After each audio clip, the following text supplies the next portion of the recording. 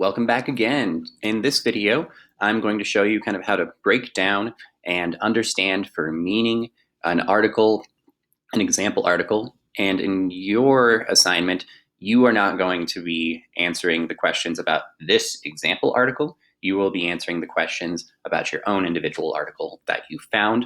Just make sure that you kind of follow the same steps as an example of how I would break down this article. So in the previous video, I showed you how I found this particular article.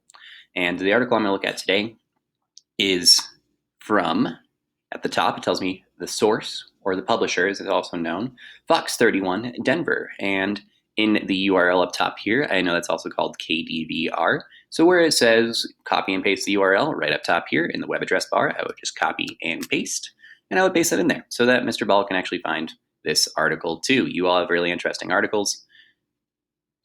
Oh gosh, internet. You have interesting articles. I want to be able to see them too. So looking at my article, I've identified the source, where it came from, the title, Governor makes no guarantees on schools reopening in the fall. First reaction, I'm like, ooh, okay, that's kind of like grabs my attention. I want to read and know more. Scrolling down, it's still loading a little bit. Internet, I'm sure you all know the internet issues. By, this is the author, Michael Konopcik. It's usually right under the title is the author. The date it was posted or created, April 22nd, which is yesterday. And after I have these first few things, I know that I'm going to include this in my article. So what I am describing, I found an article titled, Governor Makes No Guarantees on Schools Reopening in the Falls, written by Michael Konopcik from Fox 31 Denver. So after I've identified that, I'm going to start reading. Governor Jared Polis says he cannot guarantee schools reopen in August, but he did express optimism about reopening schools at that time. The news is leaving parents across Colorado uneasy, and probably students too, me. They're worried about how they will continue virtual learning in the fall. So right at the beginning, this already lets me know what is the topic. And kind of who is it about and where. It says Denver. This is where it happens, here in our city.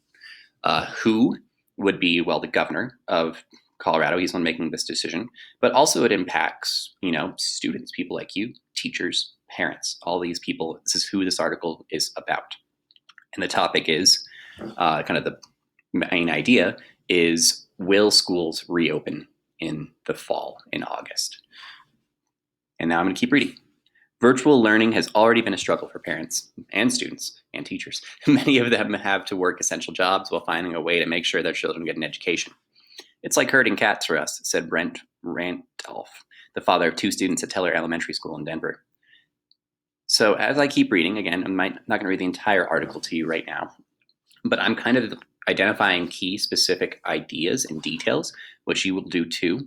So one detail I could say is that the governor cannot guarantee that schools reopen in August as normal, but he hopes they will.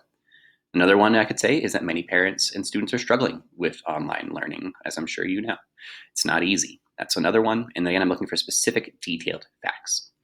And then after I read, I'm kind of looking and breaking down for well, this information that I learned, why is this either interesting or important to me?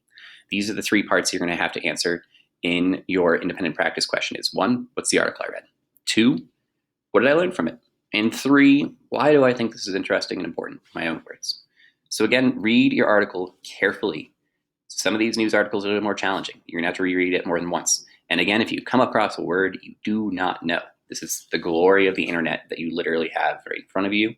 Copy the word, paste it into a new Google tab, and put the word definition after it. And then it'll tell you what that word means. So use some self-guided vocabulary in your lessons and articles if it comes across it. But of course, pick a new article from last time. Make sure it's interesting and it's something that you actually care about. And in the next video, I will show you kind of what you're going to do for your final independent practice question here.